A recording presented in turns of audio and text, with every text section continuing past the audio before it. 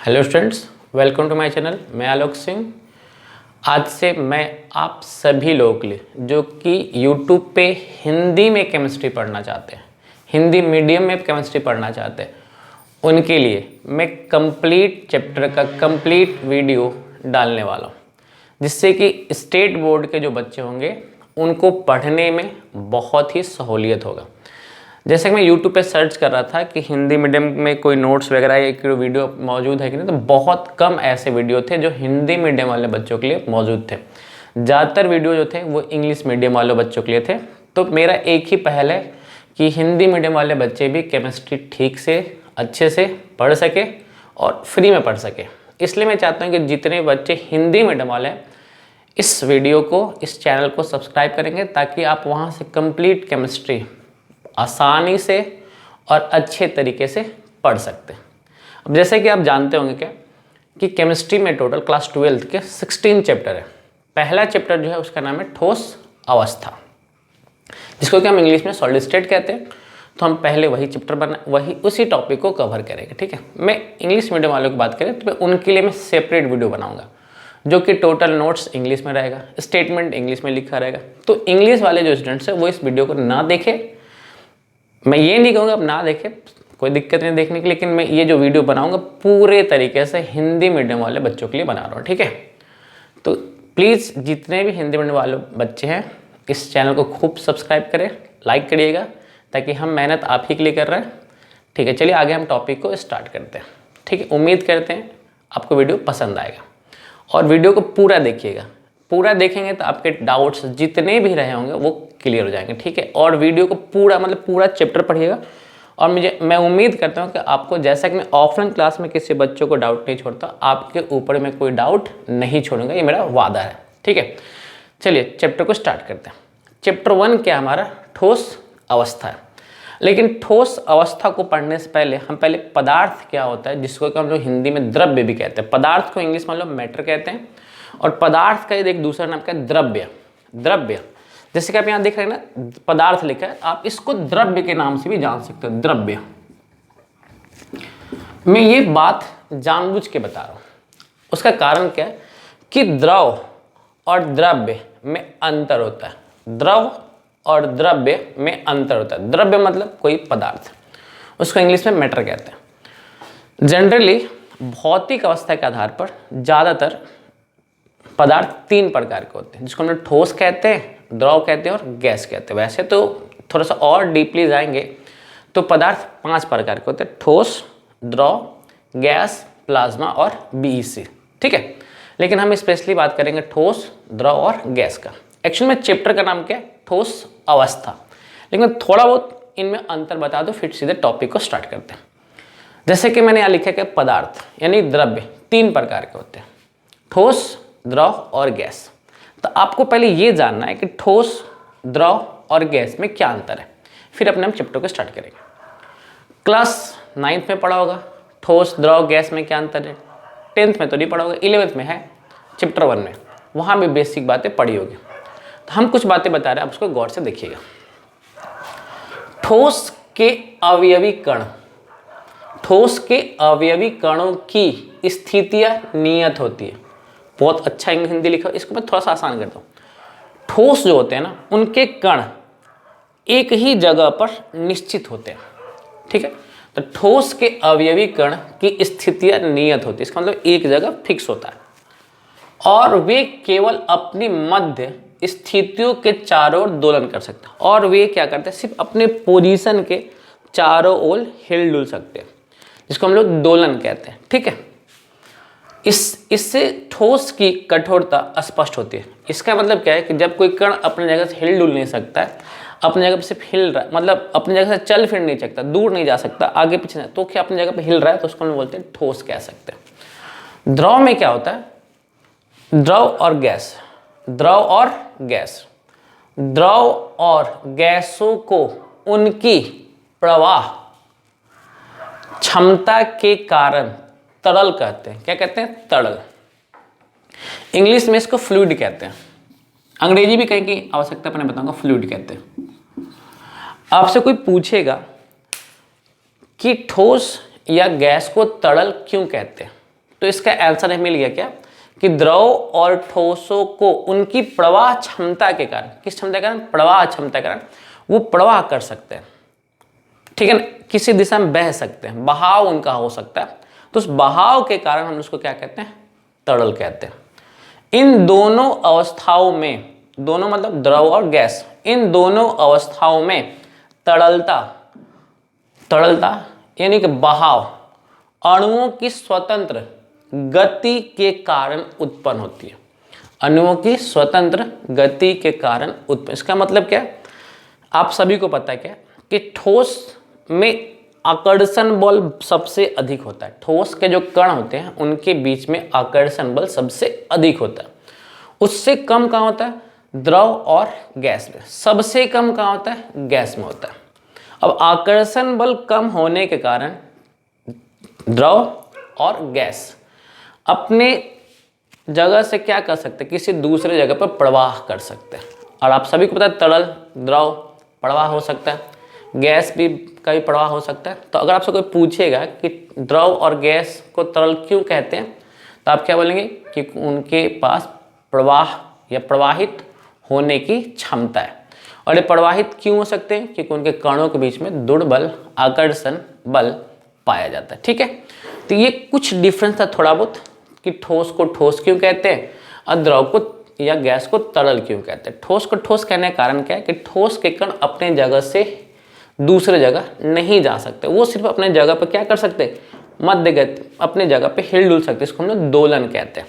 और यही गुण ठोस की कठोरता को स्पष्ट करता है। ठीक है, आप इसका स्क्रीनशॉट ले लीजिए। ठीक है, फिर हम आगे ठोस के गुण को पढ़ेंगे, ठोस के कौन कौन से गुण होते हैं उसके बारे में हम पढ़ाई करेंगे। आप इसका पहले स्क्रीनशॉट लीजिए, फिर आगे बात करते हैं। देखिए हम बोर्ड पे क्या लिखे, ठोस के गुण। तो ठोस के गुण सबको पता भी होगा, मुझे उम्मीद भी है, लेकिन फिर भी हम जान लेते हैं। मैंने 7 पॉइंट बोर्ड पे लिखा है। पहला पॉइंट क्या लिखा है, देखिए पहले पॉइंट को अगर हम सही पकड़ेंगे ना तो बाकी आंसर ऑटोमेटिक आ जाएगा। पहला पॉइंट क्या लिखा है, ठोस के कणों के बीच में प्रबल अंतरा आणविक आकर्षण बल पाया जाता है। मतलब ठोस के जो कण होते हैं, ये जो दिख रहा है मैंने गोल गोल घेर रखा है, ये गोल गोल क्या है, ये कणों को सूचित कर रहा है। इनके बीच में जो आकर्षण बल लगता है वो बहुत ही ज़्यादा होता है। आप कल्पना ऐसे करें ना कि जब हम किसी चीज़ को बहुत ही जोर से खींचेंगे तो गारंटी है कि आपकी तरफ आकर्षित होगा। तो जितना ज़्यादा आकर्षण बल से खींचेंगे उतना ज़्यादा पास पास आएगा। तो पहला पॉइंट यही लिखा गया, क्या, ठोस के कणों के बीच में प्रबल अंतरा आणविक आकर्षण बल पाया जाता है। ठीक है, पहला पॉइंट क्लियर हो गया। तो दूसरा पॉइंट उससे निकलता हुआ अब क्या है कि प्रबल आकर्षण बल होने के कारण अंतरा आणविक दूरियां बहुत कम होती है। अंतरा आणविक दूरियां मतलब कणों के बीच की दूरियां बहुत ही कम होती है। जितना ज़्यादा आकर्षण हो कण उतना पास पास आएगा। अब कण ज़्यादा पास आएगा तो दूरियां घटते चली जाएगी। तो क्या लिखा है, प्रबल आकर्षण बल के कारण अंतरा आणविक दूरियां बहुत कम होती है। ठीक हो गया। तीसरा पॉइंट क्या लिखा है, अब फिर उसी से निकल के आ रहा है, अंतरा आणविक दूरियां कम होने का मतलब क्या है, कण पास पास आएगा। और जब कण पास पास आएगा तो ये तो गारंटी है कि उसकी कठोरता बढ़ जाएगी।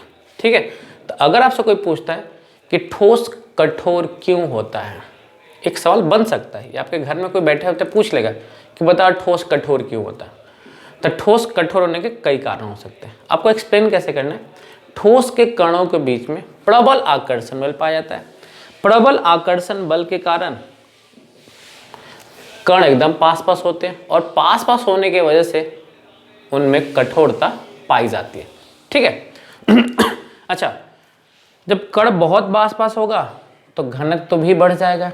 कण पास पास का मतलब क्या, आप ऐसे इमेजिन कर लीजिए कि जिस कमरे में आप बैठे हैं, शायद आप अकेले बैठे हो या कोई 2 आदमी बैठे हो या 3 आदमी बैठे हो, तो कमरे का आकार तो फिक्स है ना। अब अचानक उसमें 100 आदमी आके बैठ जाए तो इतना तो आपको आइडिया है कि जितना ज़्यादा आदमी आके बैठेगा उनकी बीच का स्पेस घटते चला जाएगा, उनकी बीच की दूरी घट जाएगी। शायद अपने रजिस्टर में पढ़ रहे होंगे या बैठ के पढ़ाई कर रहे होंगे, तो शायद आप हो अकेले या आपके मम्मी हो या आपके पापा या भाई या बहन, तो आपके बीच की कुछ ना कुछ दूरी हो, अचानक से कुछ लोग और आगे बढ़ जाए, अचानक से 50 लोग बढ़ जाए, तो जितना ज़्यादा जनसंख्या होगा आपकी बीच की दूरी क्या हो जाएगी, घट जाएगी। यही बात है। घनत्व का मतलब क्या होता है, कण जितना ज़्यादा पास होगा उसका घनत्व उतना ज़्यादा बढ़ जाएगा। अगर ऐसे नहीं समझ में तो एक तरीका और बताएंगे, पहले आप आगे देख लीजिए। अंतरा आणविक दूरियां कम होने के कारण ठोस कठोर होता है, इसका घनत्व सबसे अधिक होता है। कारण समझो, आप सभी को पता है घनत्व को हम लोग सूचित करते हैं डी से। किससे सूचित करते हैं, डी से हम लोग घनत्व को सूचित करते हैं।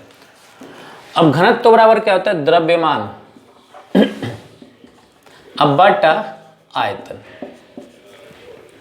घनत्व बराबर होता है द्रव्यमान बटा आयतन।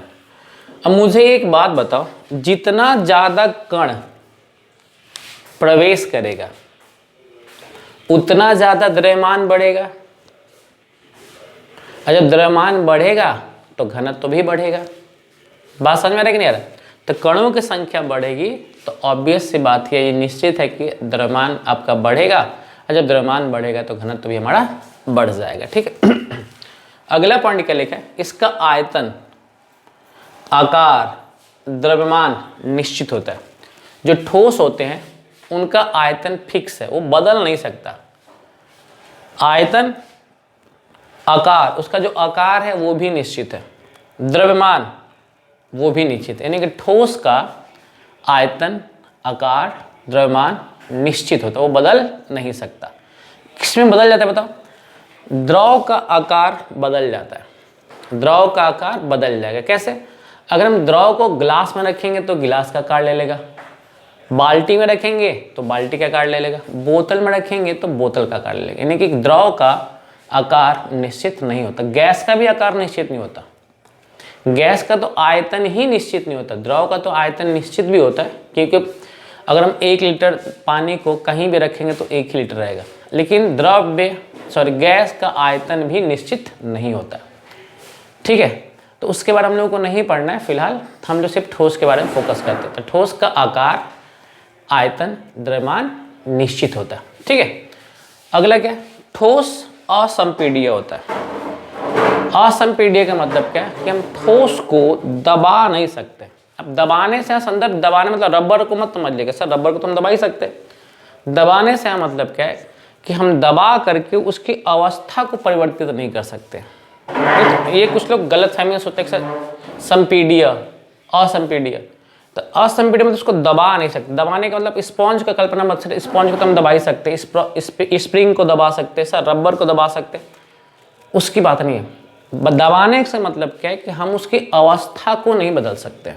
जैसे आपको याद होगा कि गैस को हम दबा सकते हैं, प्रेशराइज करेंगे, दाब देंगे, तो गैस को दाब देंगे तो द्रव बदल जाता है। जैसे आप सभी ने नाम सुना होगा CNG, compressed natural gas, LPG, liquefied petroleum gas. इनको क्या है, गैस को द्रव के रूप में लाया गया है। कैसे? प्रेशराइज करके। लेकिन ठोस को हम कितना भी दाब लगाएंगे वो अपना अवस्था नहीं बदल सकता है। इसलिए ठोस कैसा होता है बताओ, ठोस असंपीड्य होता है। और एक बात और लिखें, 7वां पॉइंट क्या है कि ठोस की गतिज ऊर्जा शून्य होती है। अब गतिज ऊर्जा को हम अंग्रेजी में काइनेटिक एनर्जी कहते हैं। क्या कहते हैं? गतिज ऊर्जा को हम लोग अंग्रेजी में काइनेटिक एनर्जी कहते हैं।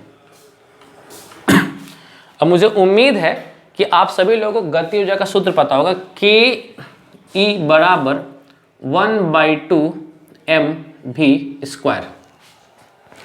mv²। अब एक बात तो आपको पता है कि किसी पदार्थ का द्रव्यमान 0 नहीं हो सकता, क्योंकि अगर आप द्रव्य का परिभाषा समझेंगे, द्रव्य, पदार्थ, तो पदार्थ किसको कहते हैं बताओ? वह वस्तु जो स्थान घेरता हो, जिसका कोई ना कोई द्रव्यमान हो, उसको हम लोग पदार्थ कहते हैं। फिर से बोल रहे हैं, वह वस्तु जिसका कुछ द्रव्यमान हो, कोई स्थान घेरता हो, उसको हम लोग पदार्थ कहते हैं। तो एक बात तो ध्यान रखना कि यहाँ पर m का मान किसी भी हाल में 0 नहीं होगा। m का मान किसी भी हाल में 0 नहीं होगा, भी 0 होगा। अब भी 0 का मतलब आपको पता है कि ठोस अपने जगह से हिल ही डुल नहीं सकता। हिलने का मतलब क्या, अपनी जगह से मतलब एक जगह से दूसरे जगह नहीं जा सकता। ज़्यादा तो क्या होगा, अपनी जगह वाइब्रेट करेगा, लेकिन अपनी स्थिति में परिवर्तन नहीं कर सकता। जब स्थिति में परिवर्तन नहीं करेगा तो भी का मान कैसा होगा बता, 0। और गति 0 होने के कारण, और आपको पता है गतिज ऊर्जा का सूत्र क्या होता है, 1/2 mv²। m 0 नहीं है तो किसके वजह से गतिज ऊर्जा 0 बताओ, भी के 0 होने की वजह से गतिज ऊर्जा 0 है। तो अगर आपसे कोई पूछ लेता, अच्छा क्वेश्चन है, अगर आपसे कोई पूछ लेगा कि ठोस की गतिज ऊर्जा 0 क्यों होती है, शून्य क्यों होता है, तो आप क्या बोलेंगे, ठोस का द्रव्यमान 0 नहीं है, ठोस अपने जगह से गति कर ही नहीं सकता, यानी कि ठोस के गति में परिवर्तन हो ही नहीं सकता। अब गति में जब परिवर्तन नहीं हो रहा है, गति में कोई चेंज नहीं हो रहा, इसलिए उसका जो भी क्या हो जाएगा बताओ, 0 हो जाएगा। भी क्या हो जाएगा, भी मतलब गति क्या हो जाएगा, वेग क्या हो जाएगा, 0 हो जाएगा। और वेग के 0 होने की वजह से क्या होता है, गति ऊर्जा आपका शून्य हो जाता है। ठीक है, तो ये कुछ बातें थी ठोस को लेकर के। और ये डायग्राम आपको दिख रहा होगा ना, ठोस के कण एकदम सटे सटे हुए, ठोस के कण एकदम क्या बताओ, सटे हुए। हाँ, आपको फिर भी इसमें कुछ ना कुछ गैप दिख रहा होगा, ये देख लो,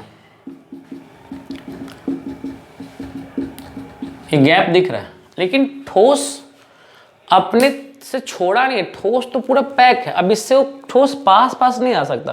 अब पास पास आने के बावजूद भी इसके बीच में कुछ ना कुछ दूरियां बच रही हैं, तो उसको रिक्तियां कहते हैं। उसको हम आगे पढ़ेंगे, क्या कहते हैं उसको, रिक्तियां, अंग्रेजी में उसको वॉइड कहते हैं। ठीक है, आगे इसको पढ़ेंगे। उम्मीद करते हैं आपको ठोस का गुण समझ में आ गया होगा। अब हम बात करेंगे ठोस कितने प्रकार के होते हैं और उनमें अंतर क्या होता है। ठीक है, आप इसका स्क्रीनशॉट लीजिए, फिर हम आगे बात करते हैं।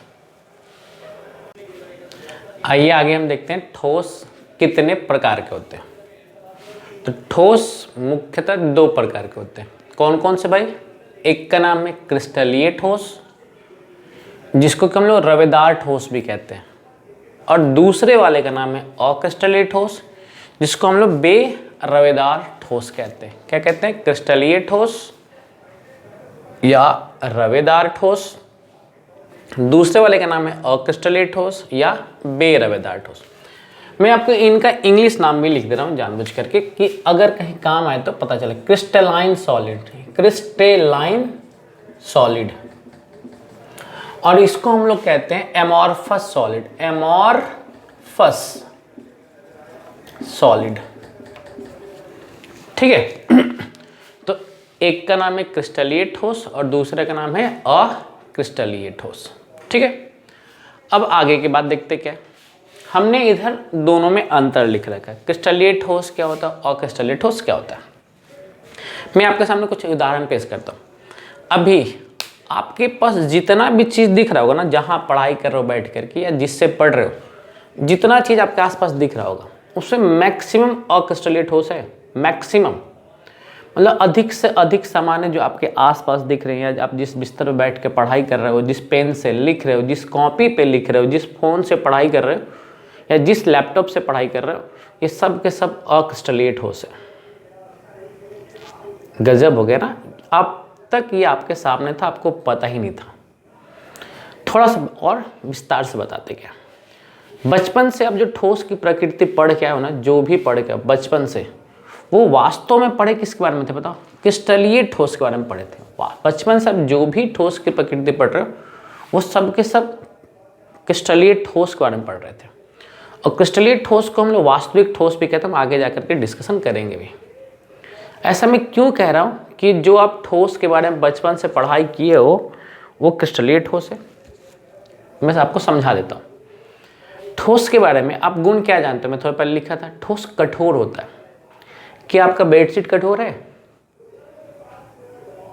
क्या आपका तकिया कठोर है, क्या आपका कपड़ा कठोर है, क्या आपका पेन कठोर है, वो मुड़ सकता है। क्या आपका रबर कठोर है, क्या आपका पेंसिल कठोर है, क्या उनका आकार निश्चित है, आकार निश्चित होगा, आकार निश्चित होगा, सॉरी। हम फिर आपके मन में एक दिमाग में चलेगा, सर हम कैसे पता चलेगा कि हमारे पास दिया गया जो तत्व है ठोस तो है, कोई डाउट नहीं है, लेकिन क्रिस्टलीय ठोस है कि अक्रिस्टलीय ठोस है, इसका कैसे आइडिया लगाएंगे। ठोस है ये तो गारंटी। आपके आसपास जितनी भी चीज़ें दिख रही होंगी आसपास में, ग्लास हो, प्लेट हो, मोबाइल हो, लैपटॉप हो, कॉपी हो, कलम हो, किताब हो, रबर हो, पेंसिल, जो भी चीज़ होगा, ठोस तो है। लेकिन मैंने क्या बोला, अक्रिस्टलीय ठोस है। अभी क्रिस्टलीय और अक्रिस्टलीय में क्या लोचा है उसको समझते हैं। मैं आपको कुछ बातें बता रहा हूँ, आराम से समझिएगा और आपको सब क्लियर हो जाएगा। पहले अंतर समझ लो, फिर आपको लास्ट में दोबारा बताएंगे। आपसे मैं ऑलरेडी क्या बोला, क्रिस्टलीय ठोस जिसका आप गुण पढ़े, पहले आप ठोस का जितना भी गुण पढ़े हो ना, सबका सब क्रिस्टलीय ठोस का गुण पढ़े हो, इतना मान लो। अक्रिस्टलीय ठोस और क्रिस्टलीय ठोस का गुण नहीं पढ़ो। अब समझो क्या होता है, मैंने अंतर कर रहा। आकार, ये जो गुण है ना, मैं गुण के आधार पर इन दोनों को बांट दिया हूं। तो गुण के आकार, क्रिस्टलीय ठोस का जो ज्यामिति होता है वो निश्चित होता है। याद करो, ठोस का आकार, आयतन, द्रव्यमान निश्चित होता है, ज्यामिति निश्चित होती है। तो आकार क्रिस्टलीय ठोस का निश्चित होता है, निश्चित ज्यामिति, मतलब एक जो संरचना होगा वो होगा, बदल नहीं सकता है। अक्रिस्टलीय ठोस का आकार अनिश्चित होता है। आप स्पॉन्ज देख लो, स्पॉन्ज, उसके आकार को बड़ा छोटा कर सकते हो। स्प्रिंग देख लो, रबर देख लो, अपना बेडशीट देख लो, अपना कपड़ा देख लो, ऐसे फोल्ड कर सकते हैं, उसका आकार निश्चित कहाँ है, चेंज कर सकते तुरंत।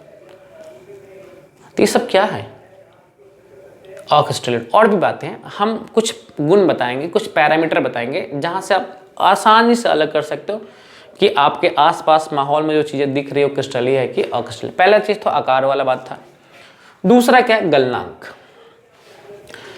क्रिस्टलीय ठोस का गलनांक एक निश्चित तापमान पर होता है। क्रिस्टलीय ठोस जो भी होगा वो एक निश्चित तापमान पर पिघल जाएगा। जैसे कि बर्फ, पानी, बर्फ का जो गलनांक होता है वो 0 डिग्री सेल्सियस पर होता है। अब दुनिया के किसी भी कोने में जाकर के अगर बर्फ को पिघलाएंगे ना तो 0 डिग्री सेल्सियस पर ही पिघलेगा। कोई धातु ले लो, किसी धातु को ले लो, जितने पे पिघलता है ना दुनिया के किसी भी कोने में जाएंगे वो उतने ही टेम्परेचर पे पिघलेगा। वायुमंडलीय तापमान कुछ भी हो, कोई फर्क नहीं पड़ता, पिघले उस निश्चित तापमान पर ही, फिक्स है, थोड़ा सा इधर उधर नहीं होगा। लेकिन जो अक्रिस्टलीय ठोस होगा, ताप के एक पड़ास पर धीरे धीरे नरम, मतलब एक रेंज तक, पड़ास मतलब एक रेंज तक वो धीरे धीरे नरम पड़ेगा, तब पिघलना शुरू करेगा। आपको एग्जांपल देते हैं। कभी ना कभी आप सभी लोग प्लास्टिक जलाए होंगे, प्लास्टिक का बोतल मान लो या पॉलीथीन मान लो, उसको आप जलाए होंगे। हाँ, प्लास्टिक का बोतल अच्छा एग्जाम्पल है। आप प्लास्टिक के बोतल को जलाओ या पॉलीथीन को जलाओ, वो पहले सिकुड़ता है, प्लास्टिक को पहले नरम पड़ता है और तब जाकर धीरे धीरे पिघलेगा। मतलब उसका जो गलनांक निश्चित नहीं, पहले नरम हो रहा है तब पिघलना शुरू कर, नहीं निश्चित है। पकड़ में आ रहा है? तो बोतल, प्लास्टिक, ये पेंसिल, कलम, ये सब क्या है, इनका गलनांक निश्चित नहीं है। अभी ये दो बात और देखो। तीसरा, विदलन गुण। इसका मतलब क्या है, अब मैं हट जाऊंगा, इसका स्क्रीनशॉट ले लीजिएगा, पहले डिस्कशन कर लेते। विदलन गुण का मतलब क्या है, जब हम इसको तेज धार वाली चीज से काटेंगे, तेज धार वाली चीज से काटेंगे, किसको, क्रिस्टलीय ठोस को या अक्रिस्टलीय ठोस को।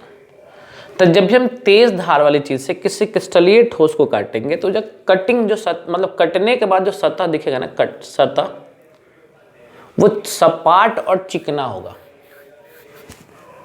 सपाट और चिकना होगा। लेकिन वही अक्रिस्टलीय ठोस है, जब उसको काटेंगे तो सपाट और चिकना नहीं होगा। तो आपके मन में सर इसका कोई एग्जाम्पल दे सकते हैं? हाँ, बिल्कुल दे सकते हैं। आप सबको एक एग्जाम्पल बहुत अच्छी तरह से पता होगा, चौक। एग्जाम्पल समझो, चौक, चौक जिससे कि हम बोर्ड पे लिखते हैं। और इसका एग्जाम यहां देख लेते हैं, मार्बल, संगमरमर जिसको कहते हैं मार्बल। अच्छा, मार्बल का भी जो फॉर्मूला होता है वो CaCO3 होता है, कैल्शियम कार्बोनेट। और जो चौक है उसका ही फॉर्मूला होता है CaCO3। मतलब चौक का ही फॉर्मूला CaCO3 और मार्बल का ही फॉर्मूला CaCO3। मतलब मार्बल मतलब संगमरमर। लेकिन मार्बल जो है वो क्रिस्टलीय ठोस है, इसलिए मैं इसको इधर लिखा हूँ। और चौक जो है वो अक्रिस्टलीय ठोस है, जिसको हम लोग खड़िया कहते हैं, शुद्ध हिंदी में खड़िया कहते हैं, जिसे आप बचपन में स्कूल में देखा तो अब तो खैर हम लोग मार्कर से लिखते हैं, पहले हम चौक से लिखते थे, तो उस चौक की बात कर रहे हैं। अब मार्बल भी किससे बना बताओ? कैल्शियम कार्बोनेट से। और चौक भी किससे बना है? तो कैल्शियम कार्बोनेट से। फिर अंतर क्या है? अंतर वहां पे कणों के सजावट का। किसका है? कणों के सजावट का अंतर है, ठीक है। तो जहां पर कणों का सजावट एक जैसा होगा, एकदम एक जैसा होगा, तो जब उसको एक धारदार चीज से काटेंगे ना, तो जो कटा हुआ सतह दिखेगा चिकना और मुलायम होगा। एग्जाम्पल देखो, जब आपके घर में मार्बल लगा होगा ना, तो मार्बल को अगर हम किसी धारदार चीज से काटेंगे, मार्बल को जब हम लोग किसी धारदार चीज से काटेंगे, तो उसका कटा हुआ सतह कैसा दिखेगा? चिकना और सपाट दिखेगा। लेकिन हम उसी चौक को किसी धारदार चीज से काटेंगे तो रुख, खुरदुरा दिखेगा। रुख, जैसा भोजपुरी में कहते हैं रुखर, तो खुरदुरा दिखेगा, सपाट नहीं दिखेगा। जबकि चौक और मार्बल बना किससे? कैल्शियम कार्बोनेट से बना। तो सारा खेल किसका है? कणों के सजावट का है कि नहीं? कणों के सजावट का है। अब ऐसे भी इमेजिन कर लीजिए कि हम हैं और कोई एक और इंसान हो सकता है, तो भगवान की कृपा से मेरे चेहरे पे कोई भी दाना या छेद नहीं है। अब या आप भी हो सकते हैं, आपके चेहरे पे भी कोई दाना या कोई छेद नहीं होते, यानी कि चिकना है। लेकिन कोई एक ऐसा इंसान आप देखा होगा, इसके चेहरे पे दाग होगा, फुंसी होगा, छाले पड़े होंगे, दाने दाने, उसका मतलब क्या है? उसका सरफेस रफ है। कणों का सजावट वहां पे एक जैसा नहीं है। वैसे चीजों को हम लोग क्या बोल सकते हैं? एमॉर्फस कह सकते हैं। मतलब सारा खेल किसका? कणों की सजावट का है। अगर कण का सजावट एक जैसा होगा तो एकदम समतल और प्लेन दिख रहा होगा, अगर थोड़ा बहुत खुरदुरा हो जाएगा तो समतल और प्लेन नहीं दिखेगा, ठीक है। दैसिकता, इसको हम अलग से समझाएंगे, ठीक है ना। दैसिकता बस ध्यान रखिएगा कि क्रिस्टलीय ठोस विषम दैसिक प्रकृति का होता है और अक्रिस्टलीय ठोस समदैशिक प्रकृति का। तो इसको हम अलग से अभी पढ़ाएंगे कि समदैशिक और विषम दैसिक में अंतर होता क्या है, ये तो हम बता देंगे। प्रकृति, प्रकृति का मतलब क्या? तो जो क्रिस्टलीय ठोस है वही वास्तविक ठोस है।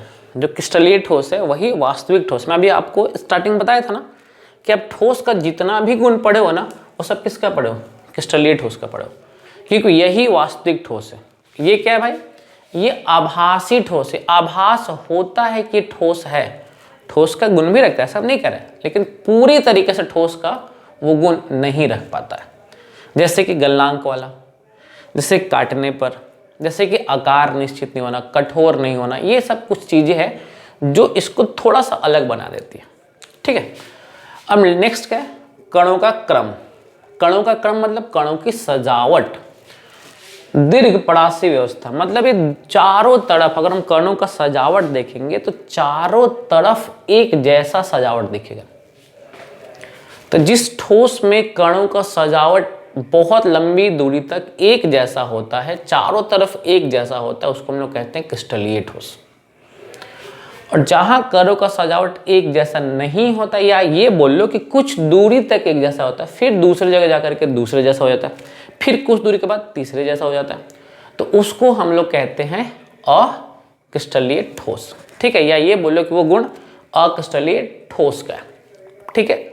लास्ट में अगर पढ़ के बता दे रहे, इसका आकार निश्चित होता है, इसका आकार निश्चित नहीं होता। क्रिस्टलीय ठोस का गलनांक निश्चित होता है, इसका गलनांक निश्चित नहीं होता। इसमें क्या, जब हम इसको किसी धारदार चीज से काटेंगे तो क्रिस्टलीय ठोस का जो सतह मिलेगा चिकना और मुलायम मिलेगा, इसका चिकना और सपाट नहीं मिलेगा, मुलायम नहीं मिलेगा, खुरदुरा मिलेगा। ये विषम दैशिक प्रकृति का होता है, ये समदैशिक प्रकृति का होता है। ये हम अभी डिस्कशन करेंगे डीपली थोड़ा सा। फिर क्या बताओ, ये वास्तविक ठोस है, ये आभासी ठोस है। इसका नाम क्या? अति शीतल द्रव, यानी कि किसी द्रव को बहुत ठंडा कर दे, बहुत ठंडा कर दे, तो उसको हम लोग बोलेंगे अति शीतल द्रव, यानी कि वो भी ठोस की तरह कार्य करने लगे। जैसे कि ग्लास, हम आगे एग्जांपल देखेंगे, ग्लास के बारे में बात करते हैं। कणों का क्रम, इसमें क्या होता है? क्रिस्टलीय ठोस में कणों का जो दूर दूर तक एक जैसा सजावट होता है, चारों तरफ देखेंगे सजावट कणों का एक ही जैसा दिखेगा। इसमें क्या होगा? कुछ दूरी तक कणों की सजावट एक जैसा दिखेगा, फिर दूसरी जगह जाकर के चेंज हो जाएगा, फिर तीसरी जगह जाकर चेंज हो जाएगा। तो कणों का सजावट चारों तरफ इसका एक जैसा नहीं है। ठीक है, ये बात आपको समझ में आ रहा है। अब हम आपको क्या पढ़ाएंगे, विषमदैशिक प्रकृति और समदैशिक प्रकृति क्या होता है, और मैं फिर आपको कुछ एग्जाम्पल बताऊंगा जिससे कि आप रवेदार और बेरवेदार ठोस को आसानी से पहचान पाओगे। ठीक है, तो आप पहले इसका स्क्रीनशॉट लीजिए, फिर हम आगे बात करते हैं। ठीक है, चलो हम आगे बात करते हैं।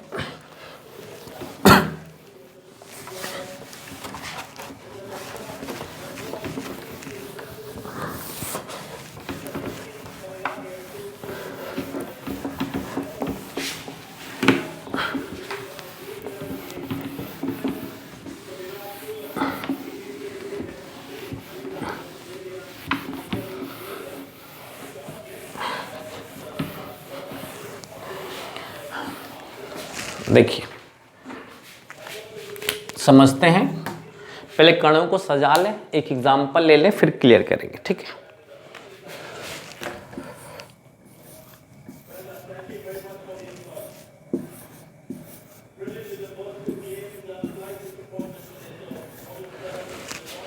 ये कण दिख रहा है। अब हम क्या करते हैं, यहाँ पे Na प्लस लिखते हैं, Cl minus, Na plus Cl minus, Cl minus Na plus, Cl minus Na plus, Cl minus Na plus, Cl minus Na plus. ये इन्फिनिटी तक यानी अनंत तक फैला हुआ है, सेम तरीके से ऊपर भी, इधर भी और नीचे भी। आपको साफ साफ दिख रहा है क्या कि कणों का सजावट एक जैसा चल रहा है, plus minus plus minus plus minus चले जाएगा, नीचे भी प्लस माइनस, इधर भी प्लस माइनस, सब जगह एक जैसा चला। तो जब कणों का सजावट दूर दूर तक एक जैसा दिखता होगा उसको हम लोग क्या कहते हैं, क्रिस्टलीय ठोस कहते हैं, क्रिस्टलीय ठोस कहते हैं। ठीक है, अब हम बात किए थे क्या कि ये जो होता है ये विषमदैशिक प्रकृति का होता है, विषमदैशिक, और ये कैसा होता है, समदैशिक। ये एग्जाम में 2 मार्क्स के क्वेश्चन बनते हैं कि समदैशिक और विषमदैशिक में अंतर क्या है, या कभी इनसे परिभाषा पूछ लेता है। तो हम पहले समझा दें, इतना पता है क्रिस्टलीय ठोस किस प्रकृति का है, विषमदैशिक प्रकृति का। ये कैसा है बताओ, समदैशिक प्रकृति का। अब पहले परिभाषा लिख देता हूं,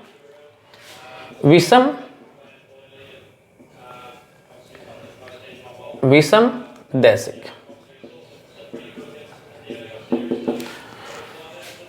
किसके बारे में बात कर रहे हैं, विषमदैशिक के बारे में बात कर रहे हैं। विषमदैशिक का मतलब क्या होता है कि जब हम क्रिस्टलीय ठोस में, किसमें, क्रिस्टलीय ठोस में भौतिक गुणों का मापन करते हैं, भौतिक गुणों का मापन करते हैं, जैसे कि प्रतिरोधकता, चालकता, है कि नहीं, अपवर्तनांक।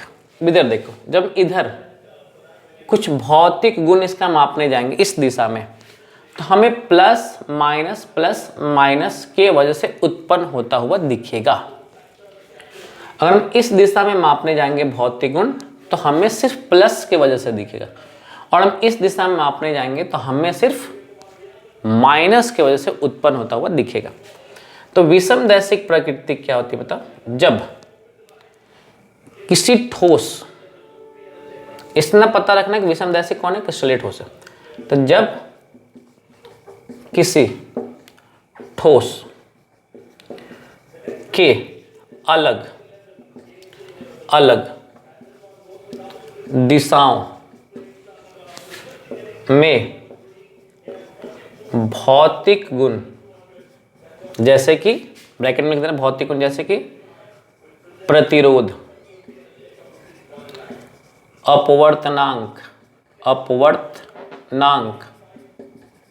etc, जब किसी ठोस के अलग अलग दिशाओं में भौतिक गुण अलग अलग पाए जाते हो, अलग अलग पाए जाते हो, उसे विषमदैशिक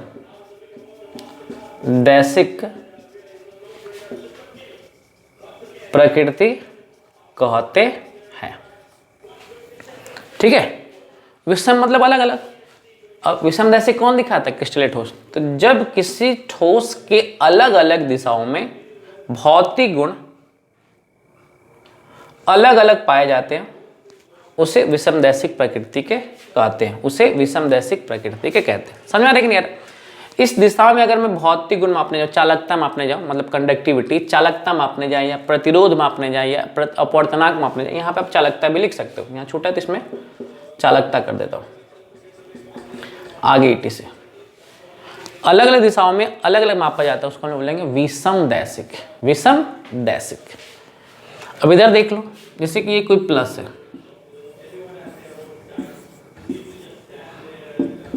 ये माइनस है। अब गौर से देखो तो हम किसी भी दिशा में जाएंगे ना तो प्लस के बाद माइनस ही आ रहा है। तो इसका मतलब ये है क्या, इसका परिभाषा आप खुद से लिख लीजिएगा। क्या लिखें, मतलब जब किसी ठोस के अलग अलग दिशाओं में, मैं बोल दे रहा हूं सुन लीजिए, जब किसी ठोस के अलग अलग दिशाओं में भौतिक गुण एक समान पाए जाते हैं। मैं यहां लिख ही देता हूं, तो आप लोग गलत कर दो। जब किसी ठोस के अलग अलग दिशाओं में, जब किसी ठोस के अलग अलग दिशाओं में भौतिक गुण मापने पर एक समान पाया जाता हो, उसे समदैशिक प्रकृति कहते हैं। ठीक है, जब अलग अलग दिशाओं में, मतलब किसी भी दिशाओं में भौतिक गुण का मापने पर अगर सेम आ रहा होगा ना, उसको बोलेंगे समदैशिक। सम मतलब समान, अब विषम मतलब अलग अलग, तो समदैशिक विषमदैशिक। मेरी बात को पकड़ पा रहे हैं? समदैशिक का मतलब क्या, जब हम अलग अलग दिशाओं में, समदैशिक में क्या बता, जब अलग अलग दिशाओं में किसी ठोस के सेम भौतिक गुण पाएंगे तो उसको बोलेंगे समदैशिक। अगर अलग अलग दिशाओं में भौतिक गुण अलग अलग मिल रहा होगा उसको हम बोलेंगे विषमदैशिक। फिर से बोले, भौतिक गुण का मतलब क्या, कौन कौन सा चीज, प्रतिरोध मान लो, चुंबकीय गुण मान लो, अपवर्तनांक मान लो, है कि नहीं, प्रतिरोधकता मान लो। अगर अलग अलग दिशाओं में अलग अलग है तो उसको बोलेंगे विषमदैशिक प्रकृति। ठीक है, ये बात समझ में आ गया? डायग्राम से समझ, इधर हम नापने जाएंगे तो प्लस माइनस कैसे उत्पन्न होगा, इस दिशा में मापेंगे तो खाली माइनस से उत्पन्न होगा, और इस दिशा में मापेंगे तो खाली प्लस से उत्पन्न होगा। ठीक है, तो आप इसका स्क्रीनशॉट लीजिए, फिर हम आगे एग्जांपल करके बताते हैं। ठीक है, आप इसका स्क्रीनशॉट ले लीजिए पहले, चलिए चलो।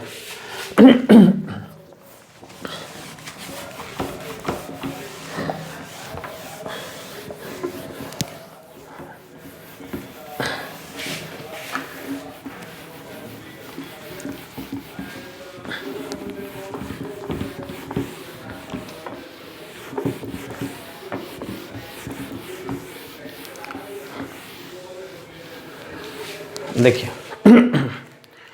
एग्जाम्पल कुछ देख लीजिएगा। देखिए अब अगर कुछ एग्जाम एकदम साफ साफ कहते हैं ना, कुछ एकदम पकड़ लीजिएगा। जितने भी आयनिक ठोस हैं, उदाहरण के तौर पे जितने भी आयनिक ठोस होंगे, आयनिक ठोस सब क्रिस्टलीय ठोस होगा। जैसे कि NaCl, KCl, CuSO4, ZnSO4, etc. जितने भी आयनिक ठोस होंगे। आयनिक ठोस कैसे बनता है बता, धातु और अधातु से मिलकर जो बनता है उसको हम लोग कहते हैं आयनिक ठोस। जितने भी होंगे ना सब का सब क्रिस्टलीय। दूसरा, ये पहला है, दूसरा संयोजक ठोस।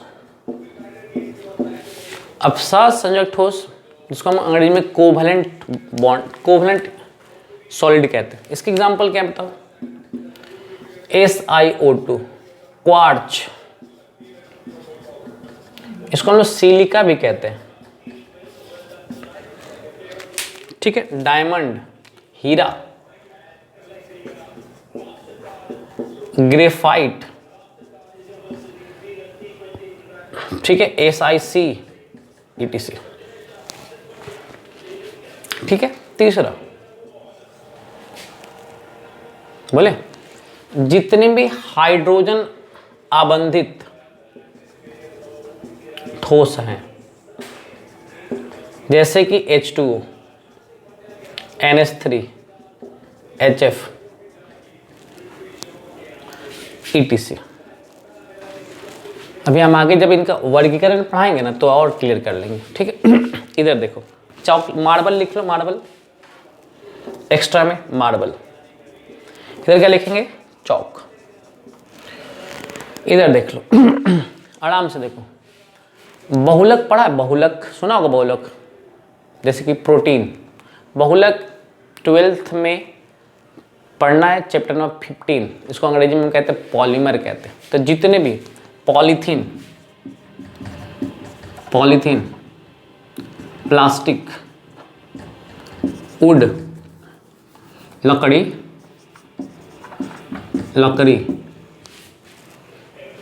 ठीक है, प्रोटीन,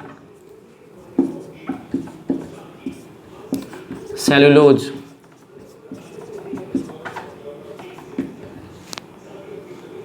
ETC। एक बात ये खास ध्यान रखना, अगर ऑप्शन में क्वार्ट्ज है तो क्रिस्टलीय ठोस, लेकिन अगर ऑप्शन में क्वार्ट्ज ग्लास है ये अक्रिस्टलीय ठोस। इसका एकदम विशेष ध्यान रखिएगा, विशेष ध्यान। क्वार्ट्ज है तो क्रिस्टलीय ठोस है, क्वार्ट्ज ग्लास आ गया तो वो आपका अक्रिस्टलीय ठोस हो जाएगा। आपको समझा देते हैं, ग्लास ना एक अति शीतल द्रव है।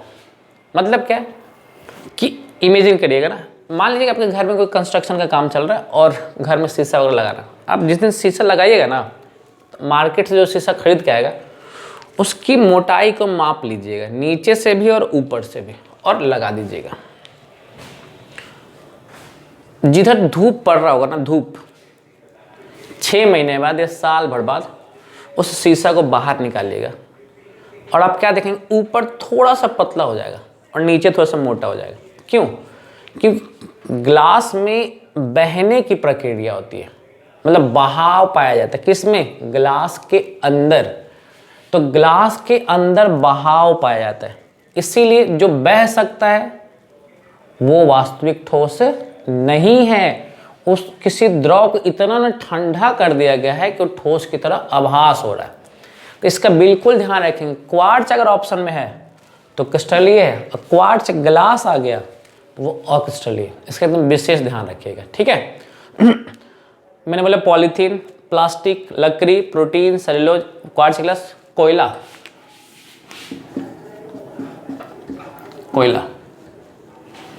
अक्रिस्टलीय, ठीक है। तो अभी हम और जब एग्जाम्पल, जब मैं आगे और पढ़ेंगे तो धीरे धीरे क्लियर होते जाएगा। आपसे कोई पूछेंगे ना टेफ्लॉन क्या है, तो टेफ्लॉन एक तरह का बहुलक है। हाँ, यहाँ लिख देते हैं, एक आसान मुझे लिखना पड़ेगा, सभी बहुलक। बाबू में यहाँ जितना भी लिखे है ना, पॉलीथीन एक बहुलक है, प्लास्टिक एक बहुलक है, लकड़ी एक बहुलक है, प्रोटीन एक बहुलक है, कोयला बहुलक है, सेलुलोज बहुलक है। कोयला तो बहुलक नहीं बोलेंगे, सेलुलोज एक बहुलक है, ग्लूकोज से बनता है। टेफ्लॉन एक बहुलक है, ऊल, कपास, कपड़ा, सबका एक बहुलक है। तो जो भी बहुलक होगा ना, इसको इस कैटेगरी में भर देना, ठीक है। जितने भी आयनिक ठोस होंगे उसको इस कैटेगरी में भर देना। जितने धातु, हाँ सॉरी, इसका एक एग्जांपल और, सभी धातु, कोई भी धातु, मरकरी के छोड़ के, क्योंकि तो द्रव अवस्था में होता है, मरकरी के छोड़, सभी धातु, सोना, चांदी, लोहा, पीतल, जो आप जानते हो, सब यही है। क्या है? क्रिस्टलीय ठोस है, ठीक है। तो हम आज क्या क्या पढ़ा दिए बताओ?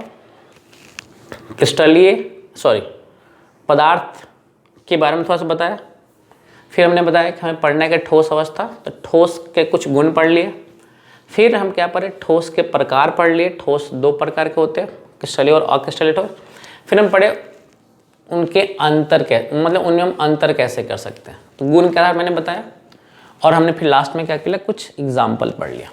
अगले क्लास में हम जो पढ़ने वाले हैं, हम पहले से बता दे रहे हैं कि आप सब पढ़ के आइएगा, क्रिस्टलीय ठोस के प्रकार। यानी कि हम लोग का जो अगला क्लास स्टार्ट होने वाला है नेक्स्ट वीडियो में जो हम आएंगे लेकर के टॉपिक, उसका नाम है क्रिस्टलीय ठोस के प्रकार। यानी यहीं पर आपका अक्रिस्टलीय ठोस समाप्त हो गया। अब आगे हम जो भी पढ़ाई करेंगे क्रिस्टलीय ठोस के प्रकार के बारे में पढ़ाई करेंगे, ठीक है ना। तो ये थोड़ा दे रहे हैं, आपको ज़्यादा कष्ट नहीं करना है। वीडियो छोटा छोटा पढ़िए, लेकिन उतना पढ़िए जो आपको समझ में आ जाए। तो ये पहला वीडियो था किस पे, क्रिस्टलीय ठोस पे पहला वीडियो था।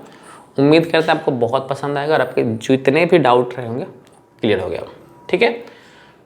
वीडियो अच्छा लगा होगा, लाइक सब्सक्राइब एंड फ्रेंड को जरूर शेयर करिएगा कि उनको भी थोड़ा सा फ़ायदा मिले, ठीक है। मिलते हैं नेक्स्ट वीडियो में, बाय बाय।